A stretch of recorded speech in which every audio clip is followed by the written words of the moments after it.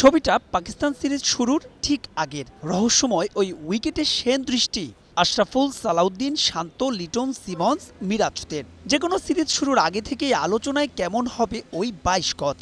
New Zealand series শুরুর বাকি এখনও সপ্তাহ দুয়েকের বেশি, তবু ভিন্ন এক কারণে সেই আলোচনা পাচ্ছে বাড়তি মাত্রা।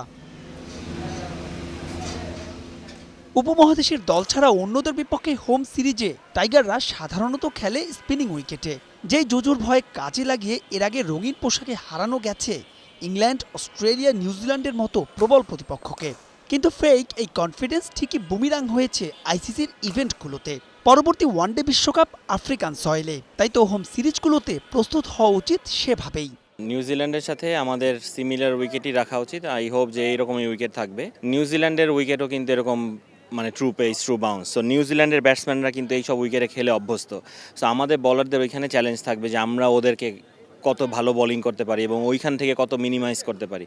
সো এইটাও একটা লার্নিং প্রসেস থাকবে আমাদের, এবং এই সব উইকেটে ওই ধরনের টিমের সাথে যখন আমরা আরও ভালো করব, তখন আমাদের রিয়েল কনফিডেন্সটা গ্রো করবে যে না, আমরা বাইরের দেশে যেও ট্রু উইকেটেও আমরা এই ধরনের টিমকে আমরা হ্যান্ডেল করতে পারি। কিন্তু নিউজিল্যান্ড যে এ ধরনের উইকেটে খেলে অভ্যস্ত, তাদের বিপক্ষে সিমিং কন্ডিশন বুমেরাং হবে না তো? তালহা জুবায়ের বলছেন, শর্টকাটে সফল হওয়ার ভাবনা আর নয়, তাই সিরিজ হেরে গেলেও ক্ষতি দেখেন না খুব একটা।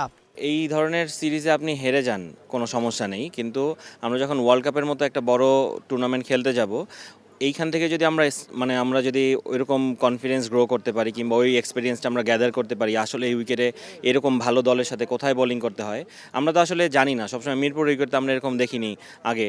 সো এখন আমরা যেহেতু পাচ্ছি, এবং এইখান থেকে আমাদের ওই জিনিসটা শিখে যাওয়া, ওই জিনিসটা এক্সপিরিয়েন্স করা, তাহলে আপনি দেখবেন ওয়ার্ল্ড কাপের মতো জায়গায় যে সাউথ আফ্রিকা কিংবা জিম্বাবুয়ে যেটাই হোক, ওইখানে যে আমরা আসলে রিয়েল কোন লাইনে বল করতে হয়, এইরকম ভালো দলকে কোথায় আটকাতে হয়, সো এই জিনিসগুলো আমরা করতে পারবো। টাইগারদের সিম বিপ্লবের খবর বিশ্বজুড়ে চাউর হয়েছে আগ থেকেই। ফ্রিজ, নাহিদ, শরীফুলরা নিয়মিতই খেলছেন ভিন দেশে ফ্র্যাঞ্চাইজি লিগে, যে সাফল্য ছুঁয়ে যায় পেস বোলিং কোচ তালহা জুবায়েরকেও।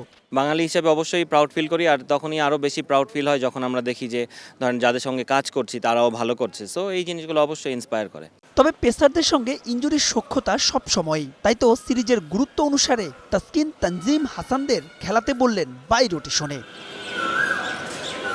মাহবুব রিমন, স্টার নিউজ, ঢাকা।